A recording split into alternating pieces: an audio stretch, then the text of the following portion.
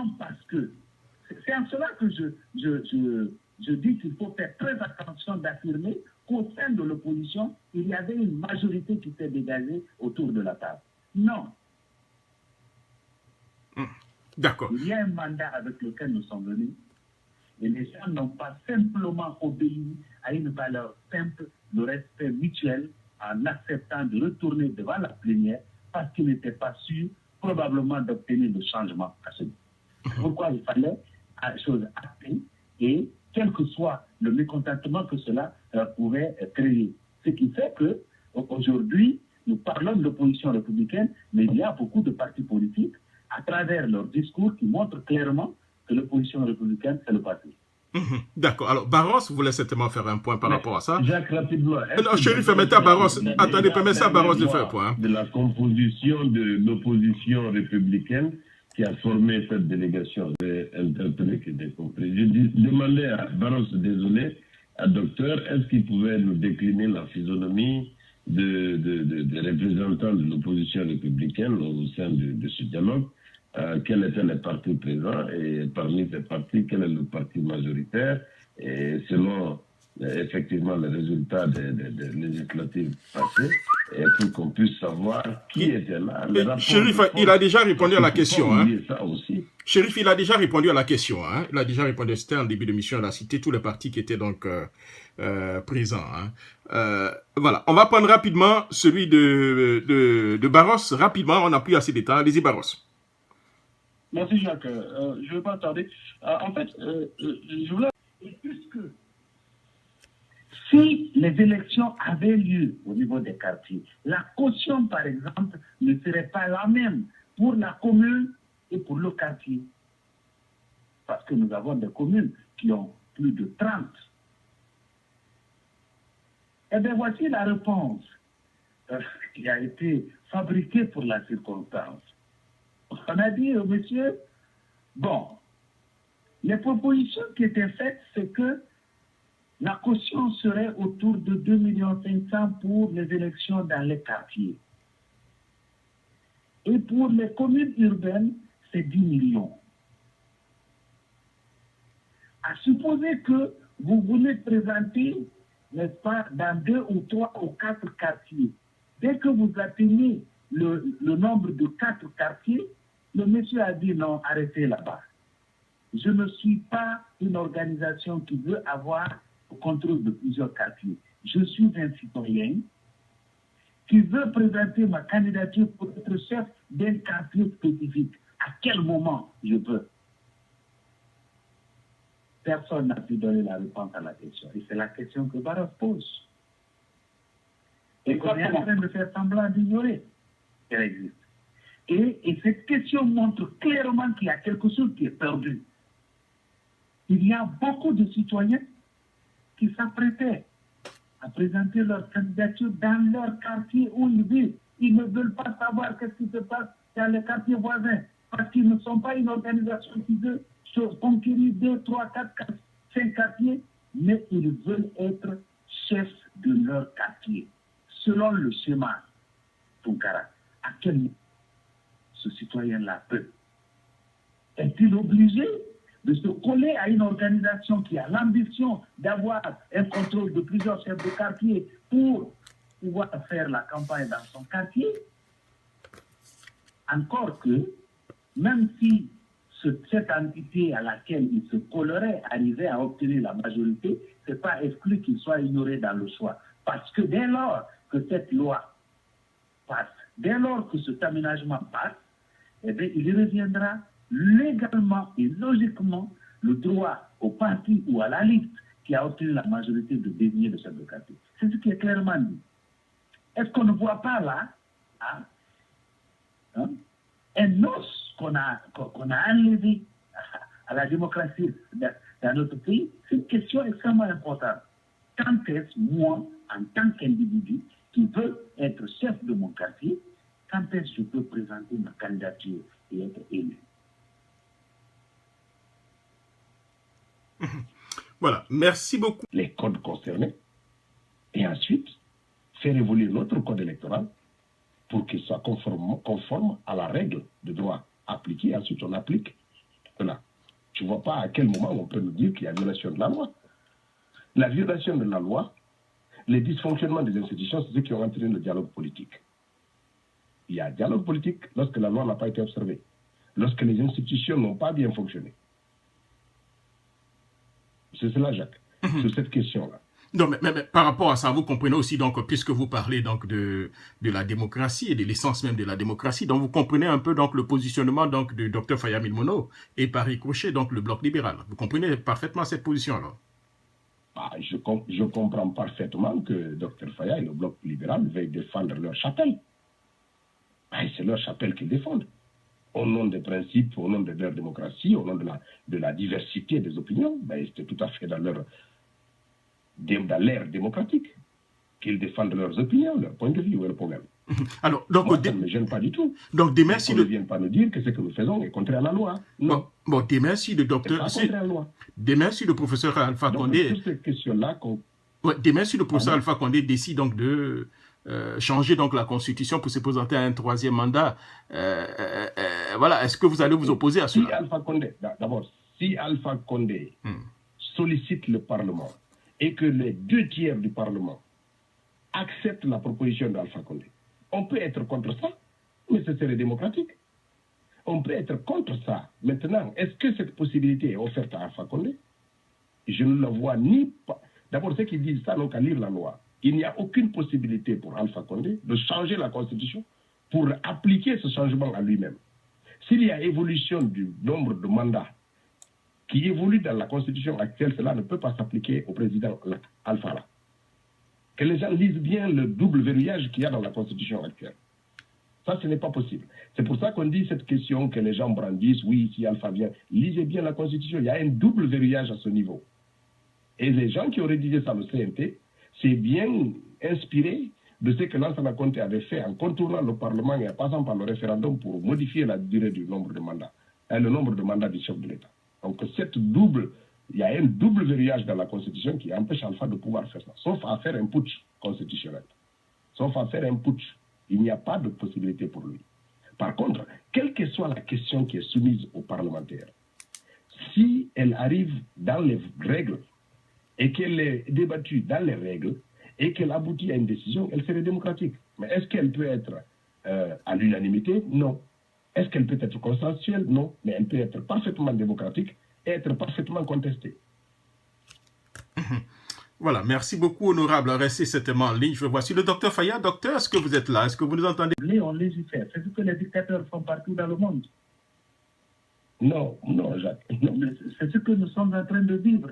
Et je suis tout à fait d'accord avec l'honorable Gawal quand il dit que c'est parfaitement contestable. Et donc, de ce point de vue, je n'ai pas compris pourquoi tout un tollé a été levé quand, prenant notre position qui est tout à fait légitime et qui, dans une démocratie, devait être tout à fait comprise, il y a eu un lever de bouclier, comme pour cibler Faya Milmono pour dire il est instable, il est radical, il est ceci ou cela, sans même se poser la question, oui, s'il a quitté hier la table de négociation, c'est parce que nous avons capitulé, parce que nous avons permis, et par après, quand nous qui sommes restés, nous avons permis à un opérateur pour lequel, pour le refus duquel, n'est-ce pas, nous avons perdu tant de vies, et nous l'avons accepté, et cet opérateur a effectivement tripatouillé le fichier, et aujourd'hui, on est en train de chercher à savoir par quelle voie nous allons faire en sorte que ce fichier soit mis à la poubelle pour créer un autre fichier. Alors, ça c'est exactement cette attitude ou cette manière de faire qui nous amène à rester droit dans nos positions pour dire il faut que, à chaque fois que nous devons faire entendre notre singularité, que nous fassions cela. L'histoire a montré que pour l'instant, les populations ont plutôt bien accueilli, n'est-ce pas, cette singularité du bloc libéral, on sait que nous sommes dans une situation où les majorités artificielles se forment. C'est encore aussi la réalité guinéenne. Docteur Faya. Donc, la problématique est très complexe et elle est très riche. Je suis d'accord avec l'honorable Gawal quand il raisonne comme il a raisonné. Alors, honorable Gawal, allez-y. Alors, oui, attention, il y a une chose qu'il faut noter. Lorsque Dr Faya dit c'est ce que les dictateurs font, non, je ne suis pas d'accord avec lui. C'est ce qu'on fait dans la démocratie. Ce n'est pas dans la dictature. La dictature, c'est le chef d'État, au mépris des règles, au mépris des procédures, impose sa volonté. C'est ça la dictature. La démocratie, c'est lorsque les gens investissent par le pouvoir démocratique, en toute conscience, assument les responsabilités et font évoluer les dispositions légales dans notre pays. C'est ça, la démocratie. C'est différent. Mais ce qui se passe ici, ce n'est pas la volonté d'Alpha Condé qui s'impose à nous. Ce n'est pas ça du tout. Parce que ces discussions, nous les avons eues. Parce que ces discussions, ces alternatives, on les a posées, les différents scénarios, on les a discutés, échangés, réfléchis là-dessus. Nous avons mis beaucoup de choses sur la table. Quand on va en négociation, d'ailleurs, il n'y avait pas que la première solution, il y a une deuxième solution, une troisième solution quand on va en négociation. Quand même. Les gens n'ont pas découvert subitement cette solution au niveau de la salle. Moi, je n'étais pas dans la salle, mais j'ai eu des discussions avec beaucoup d'acteurs, y compris Dr Faya, sur ces différentes possibilités, avant même l'ouverture du dialogue. Parce que nous réfléchissons entre nous, nous savons un peu vers quelle direction on peut ou ne pas aller, etc. Quelles sont les différentes possibilités qui s'offrent à nous. Il y a d'autres solutions qui ont été ébauchées. Ce qui se passe ici, que le BL assume une position en disant je ne suis pas d'accord sur ce qui s'est arrivé, c'est tout à son loisir, c'est tout à fait légitime pour ce parti. Mais que le BL dise que ce qui a été fait viole la loi, que ce qui a fait est une capitulation, ce n'est pas du tout la réalité. C'est voilà ce qui a amené la contestation de la position du BL. Le BL aurait dû assumer en toute responsabilité, oui, ce qui a été fait est parfaitement démocratique, c'est parfaitement légitime pour les gens qui sont acquis à cette manière, mais nous ne sommes pas d'accord. Ben, ça, c'est tout à fait la liberté dans la démocratie. Mais vous ne pouvez pas réduire l'attitude des gens tout à fait légitime, leur comportement, leur choix tout à fait légitime, réduire ça à une capitulation, à une trahison, à une illégalité, et puis vous arrogez le droit d'avoir votre posture tout à fait légitime, tout à fait légale, tout à fait démocratique. Voilà, c'est cette nuance qui a entraîné la discussion et le débat qui a suivi vos sorties médiatiques différentes. Moi, je dis, chaque parti politique en fonction de position assume une posture. Ceux qui pensent aujourd'hui que parce qu'il n'y a pas de suffrage universel direct au niveau de l'élection des chefs de quartier et de district, que c'est une distorsion. Mais attendez, ce n'est pas une distorsion. Dans l'état actuel, il n'y a aucune possibilité d'organiser ces élections. Vous savez parfaitement, même si toutes les conditions matérielles et financières étaient réunies, légalement, elle n'est pas possible. Parce que simplement, il y a une distorsion dans nos systèmes législatifs entre le code électoral et le code de collectivité. Il y a une opposition parfaite là-dessus, on ne sait pas comment le faire pour sortir d'un sauf et faire évoluer le droit. Donc, on était obligé de revenir à l'Assemblée nationale pour faire évoluer le droit en harmonisant les deux codes pour aller à ces élections-là. Si on a choisi de faire évoluer, au lieu d'harmoniser, de faire évoluer le droit, c'est tout à fait normal. Alors, honorable, on n'a aucune possibilité légale aujourd'hui d'organiser. On va permettre au docteur Faya. Et politique et tout était réuni. Docteur Faya, que répondez-vous par rapport à ça? Là-dessus, je ne suis pas d'accord avec avec l'honorable Gawal. Je crois que c'est une question sur laquelle le débat a évolué depuis des années, d'ailleurs. Parce que il suffit d'interroger les archives des différents médias de ce pays pour comprendre, n'est-ce pas, qu'on a mené ce débat depuis les années 2012, 2013, 2014. On a réclamé à plusieurs reprises.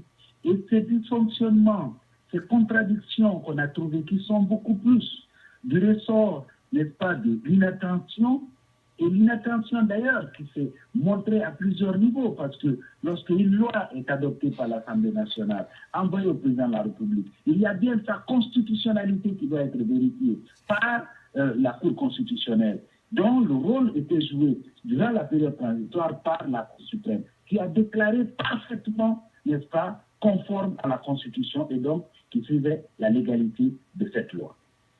Mais si malgré tout, on a trouvé que, par exemple, la Constitution a parlé de vote par bulletin secret, et que de l'autre, au niveau de l'élection des chefs de district, les questions de main levée, ça c'est des choses sur lesquelles il y avait parfaitement, parce qu'on ne touche pas là à un choix de société, c'est une question de forme, n'est-ce pas, qu'il fallait simplement corriger. C'est ce qu'on avait appelé à un moment donné, et depuis des années, on parle de ça, de contraintes légales ou de contraintes réglementaires, parce qu'il y avait des arrêtés qui devaient être pris.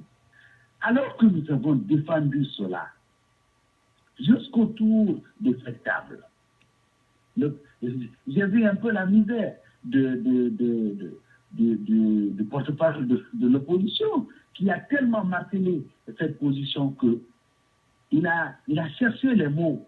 Hein, la première fois qu'il devait dire que désormais, ça sera par un vote indirect, ça sera démocratique. Vous comprenez? Les mots ne semblaient pas venir aisément.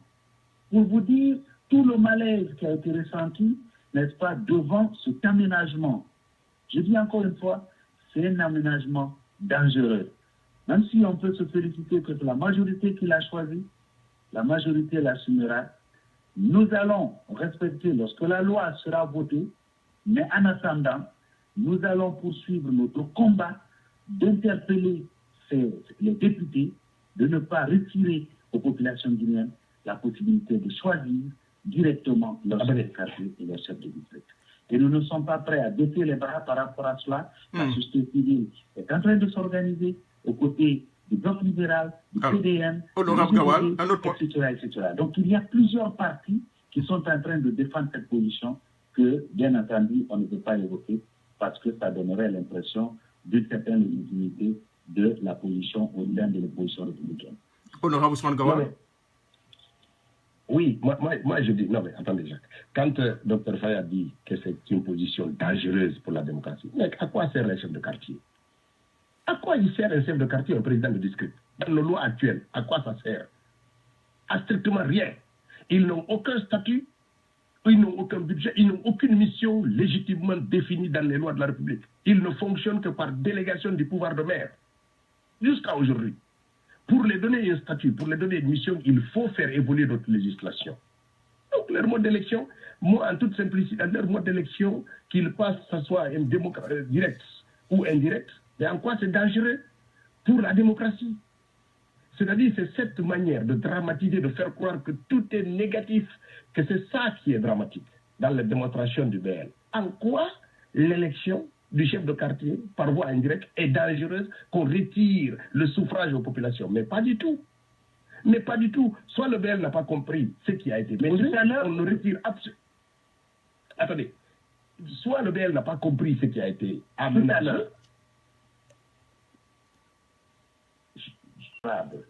Peut-être la question que M. Tounkara n'a pu répondre, vous pouvez répondre à cette question. La même question qui a été posée dans la salle, qui n'a pas eu de réponse convaincante. La même question répétée par Barros tout à l'heure dans ce débat. Si moi... Je l'ai écouté, Barros. Je l'ai écouté, Barros. Je peux vous répondre. Je peux être... Je peux vous répondre à la question. J'ai entendu la question de Barros. Ok, d'accord, allez-y. Allô? Lorsque Barros dit que lui, en tant que citoyen ordinaire, il n'est pas intéressé par l'élection au niveau de la commune, ce qui l'intéresse, c'est d'être chef de quartier.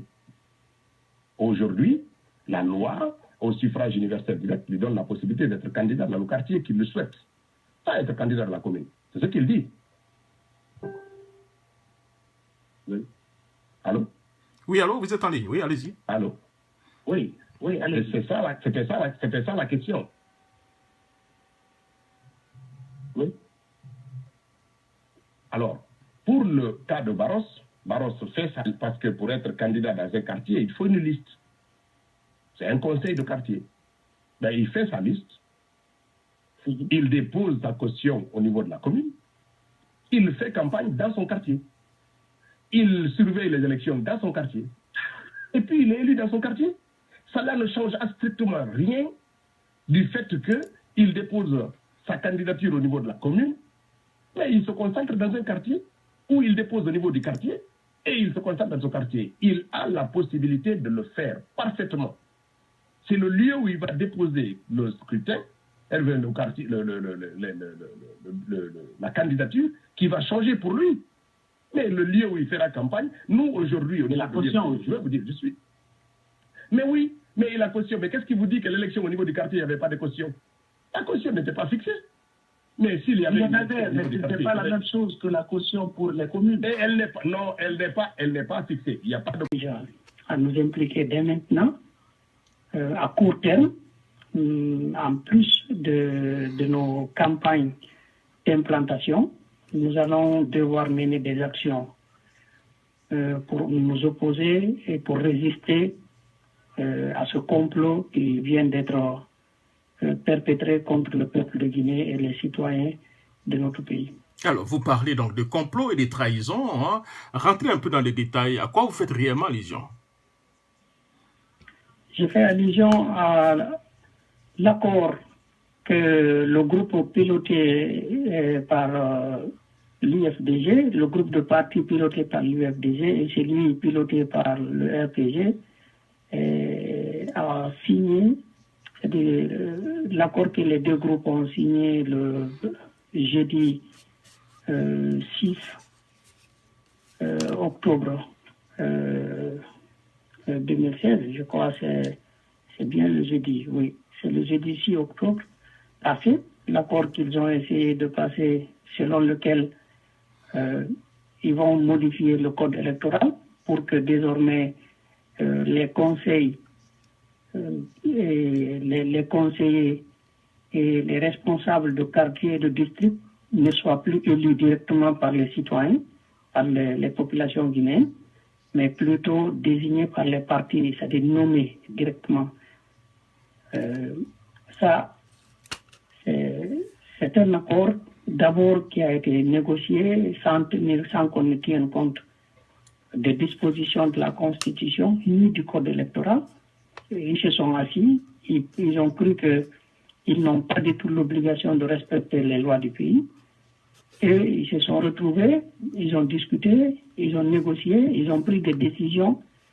Et maintenant, à la fin, ils se sont rendus compte, et ça, ce qui est encore très très décevant, il a fallu que ce soit Damaro, les gens du pouvoir, qui leur fassent comprendre que ce qu'ils ont décidé était contraire à la loi et qu'ils sont obligés de maintenant, au lieu qu'eux, ils se conforment à la loi, alors ils ont décidé ensemble de modifier la loi. C'est-à-dire maintenant, c'est la loi qui doit suivre leur volonté. Eux, ce n'est plus eux qui doivent suivre la volonté de la loi.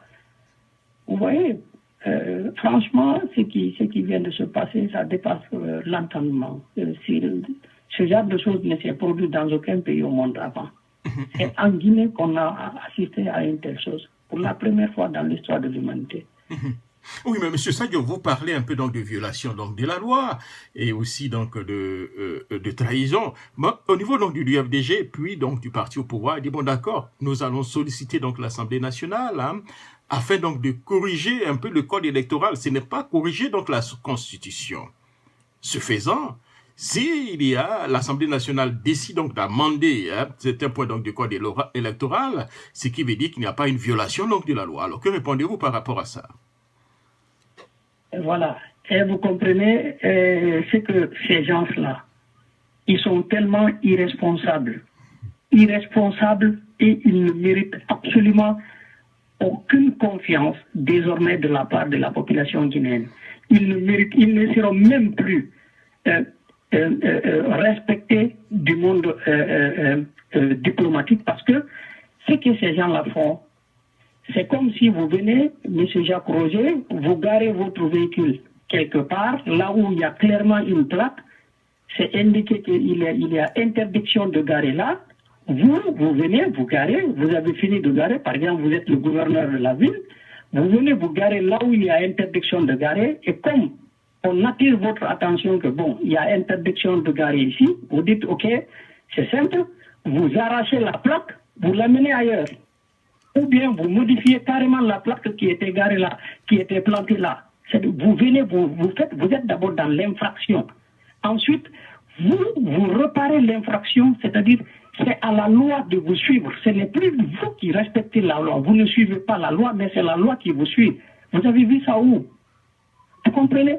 Quand les partis politiques se retrouvent pour discuter, pour dialoguer, le cadre du dialogue, c'est on essaie de se mouvoir dans le cadre, dans la légalité. On essaie de se mouvoir de discuter. Frère Sadio Barry, et félicitations pour l'agrément de son parti politique. Bon, je pense que beaucoup de choses ont été dites, mais il est de mon devoir de rétablir les faits comme tels.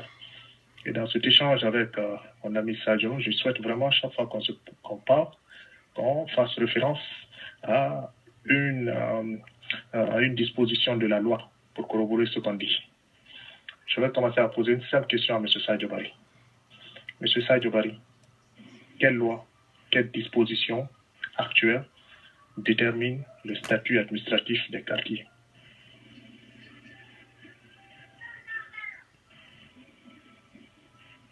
Monsieur Barry? Oui, j'écoute, d'accord, continuez, j'écoute. Non, c'est une question que je pose pour me permettre de développer, M. Sadio. Parce que si on s'entend sur les deux premiers principes, le débat ne sera pas long. Oui, mais ça fait de gagner en temps si vous avez un peu la loi devant vous, parce qu'il n'est pas forcément censé avoir ça devant lui. Hein. Si vous avez, vous citez, et puis comme ça, il pourra... Voilà, allez-y. La toute première erreur que M. Sadio Barry est en train de commettre, c'est de nous faire croire qu'un quartier est une collectivité locale. M. Sadio Barry, je vous prie de vous référer d'abord au Code des collectivités locales à son article 3, qui vous dit clairement que les quartiers et les districts sont des sections des communes urbaines. Et les communautés rurales de développement, qui sont maintenant les communes urbaines, relèvent spécifiquement de la commune. Monsieur Sadio Barry, donc, toutes les lois que vous venez de citer relèvent des collectivités locales et il s'avère qu'en Guinée, actuellement, dans le format actuel, d'après nos lois, que les quartiers sont des secteurs administratifs qui n'ont ni de budget, ni de mission, ni de projet. Les quartiers ne fonctionnent que sous tutelle et sous délégation de la mairie. Ça, c'est un. Le deuxième point, vous parlez de la participation des citoyens guinéens pendant les élections des chefs de quartier et de district. Monsieur Sadio Barry, savez-vous qu'actuellement en Guinée, je ne dis pas de la proposition, mais actuellement en Guinée, les chefs de quartier en Guinée sont nommés sous recommandation du sous-préfet et sous signature du ministre de l'administration territoriale. Actuellement, c'est ce qui se fait. D'accord. Aucun chef de quartier, aucun chef de district n'est élu en Guinée. Est-ce que vous le savez actuellement? D'accord. Ah, merci, Sadio va répondre un peu à... Oui. Bon, allez-y, il peut répondre à ça d'abord, allez-y. Alors, M. Barry, allez-y. D'abord, bonsoir, Safa Tounkara. Je crois que, M. Safa Tounkara, vous ne devez pas vraiment créer une certaine confusion ici. Tout le monde le sait, et on l'a dit. Les chefs quartiers que nous avons actuellement, les chefs de district que nous avons actuellement, ce sont des gens qui n'ont pas été élus parce que, j'ai bien précisé tout à l'heure, c'est des gens, soit ils ont été directement désignés par l'État, ils ont été nommés par Alpha, c'est-à-dire à travers l'administration, ou bien c'est des gens qui étaient là avant, qui ont fait allégeance au parti au pouvoir. Je l'ai dit, tout le monde le sait, mais c'est pas parce que nous, ce que nous cherchons, et ce que le dialogue, c'est que vous voulez dire que alors, permettez-moi, vous voulez dire que les chefs de quartier sont nommés à partir de la maison de Alpha Condé, vous voulez dire à Sékou Touré, il connaît tous les chefs de quartier de la Guinée, c'est à partir de là-bas qu'il nomme les chefs de quartier? Excusez-moi, s'il vous plaît, j'ai bien dit tout à l'heure, nommé par Alpha à travers l'administration, c'est ce que j'ai dit. Donc, s'il vous plaît, écoutez très bien ce qu'on dit. C'est-à-dire, ici, nous parlons du chef de l'exécutif qui est Alpha Condé, et l'administration n'est autre que la prolongation de l'exécutif jusqu'aux dernières localités. Maintenant, et quels sont les critères? Alors, s'il vous plaît, n'allons pas tous ensemble. Allez demander ça au gouvernement, s'il vous plaît. N'allons pas tous ensemble. S'il vous plaît, permettez à M. Barry de définir son point, s'il vous plaît. Permettez à M. Barry de définir son point. Ici, moi, ce que je dis, j'ai déjà précisé, les chefs quartiers, les responsables au niveau des quartiers des districts, c'est des gens, en ce moment-là, qui ont été désignés, qui sont choisis par l'administration. Et donc, le gouvernement Alpha Condé ne veut pas les changer parce qu'ils sont au service de son parti, ils sont au service de l'administration et de son parti. Il ne veut pas les changer. C'est pourquoi il a refusé d'organiser ces élections communautaires et communales même depuis qu'il est arrivé au pouvoir.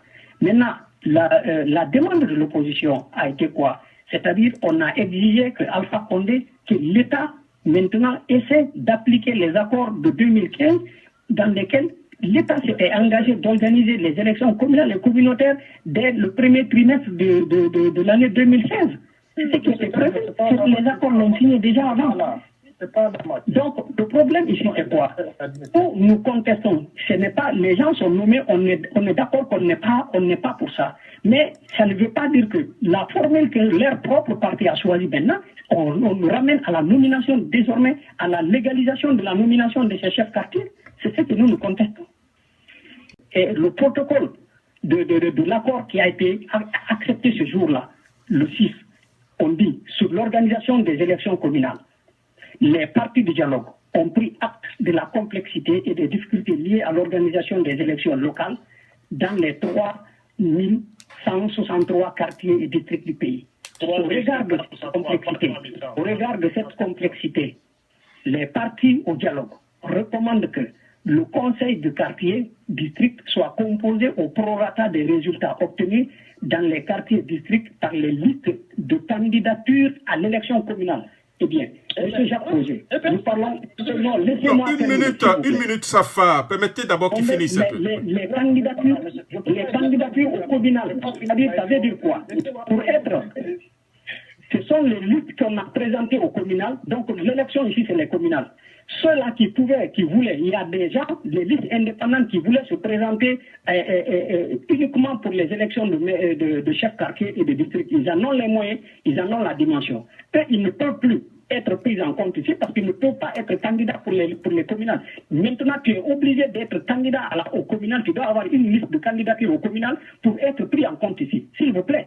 D'accord. Safa. Alors, laissez tomber ça. Ne l'embrouillez pas les gens. Non. Vous désinformez les gens. Vraiment désolé. C'est ce qui est écrit. Jacques Roger, parti, c'est ce qu'ils ont arrêté entre eux le 6 et octobre 2016. Le protocole a été publié et c'est le responsable même de l'opposition, le porte-parole de l'opposition qui nous a commenté ça. Alors, M. Barry, donnez au moins une petite minute. Une minute, on va se comprendre. Hein? Alors, Safa, nous allons nous comprendre. M. Sadio est en train de lire les conclusions, voilà, de l'accord qui sera un peu signé, voilà. Il n'est pas en train donc d'inventer, il est en train de lire. Est-ce que vous pensez que ce qu'il a lu là, vous n'êtes pas du tout d'accord avec? Si vous n'êtes pas d'accord avec, lisez-nous un peu le contenu. Hein? Monsieur Jacques Roger, je vous ai lu ce qui a été dit, ce qui a été écrit. Monsieur Sadio Barry est en train de désinformer cela. Il est dit ou pas encore. Je peux répéter ce que lui-même il a dit. Le conseil de quartier et district sont composés au prorata des résultats. Jacques Roger, on peut avancer, hein, parce que là, on se répète. Une minute, Pape, souffrez. Je pense que vous pouvez fournir assez d'efforts pour essayer de désinformer. Non, attendez. Peut-être que si M. Tunkara est de bonne foi, peut-être qu'il ne comprend pas jusqu'à présent un passage. Alors, ce que nous allons faire, nous allons avancer. Alors, avançons, monsieur Sadio Barry, Safa Tunkara. Alors, monsieur Sadio Barry et Safa, nous allons tomber d'accord de ne pas tomber d'accord. Alors, monsieur Safa, est-ce que vous avez un autre point que vous voulez certainement émettre? Allez-y, on va avancer, allez-y. Attendez, une minute, monsieur Barry, une minute, monsieur Barry, une minute. Allez-y rapidement. Laissez-moi user de mon temps d'intervention. Comme ça, on va se comprendre. C'est ça aussi la démocratie. Chacun a droit à la parole. Oui, mais on n'a pas chacun a droit à la parole, mais on n'a pas alors, une minute, s'il vous plaît, on répète la même chose. C'est moi qui anime les émissions. N'intervenez pas de façon intempestive. Ce n'est pas intéressant pour tous ceux qui nous suivent. Laissez Jacques Roger animer donc l'émission, s'il vous plaît. Alors, Safa, allons-y. Si vous avez une deuxième préoccupation, allez-y sur la deuxième préoccupation. Ce que nous disons, le chef de quartier ne sera pas nommé, il sera désigné sur une liste indépendante et celui qui va remporter le plus grand pourcentage aura son candidat de chef de quartier désigné comme chef de quartier. Maintenant, le deuxième point, M. Sadio Barry, aujourd'hui, il y a une conformité entre le code électoral et la Constitution et même le code des collectivités locales. L'article 5 du code électoral dit que le mandat des conseils de district ou de quartier est de 4 ans. L'article 114 dit que les conseils communaux sont au lieu scrutin proportionnel de liste à un tour pour un mandat de 5 ans. Donc les deux déjà ne peuvent pas se tenir au même moment si vous prenez le cycle électoral. Et le troisième, et un autre article, M. Sadio Barry, quand vous prenez l'article 134, l'organisation territoriale de la République est constituée par les circonscriptions territoriales. Oui, mais attends. Alors, Safa, tout ça, à ta façon, tout ça, c'est un peu technique. Est-ce que vous, Safa, une minute. Alors, une minute, s'il vous plaît. S'il vous plaît. Alors, monsieur Safa, le débat devient un peu très technique et les auditeurs se perdent un tout petit peu. Est-ce que vous avez les conclusions? Une minute. Est-ce que vous avez les conclusions de l'accord qui sera signé? Si vous l'avez, essayez de retrouver cela et puis nous lisez, vous-même vous allez nous lire et nous allons comparer avec M. Sadio ce que M. Sadio a dit et puis nous pouvons certainement avancer. Hein, parce que là, vous dites quelque chose, M. Sadio aussi dit quelque chose et les gens sont un peu perdus. Est-ce que vous pouvez retrouver les conclusions de l'accord qui sera signé? Vous pouvez le faire? Monsieur Safa, une minute, Safa,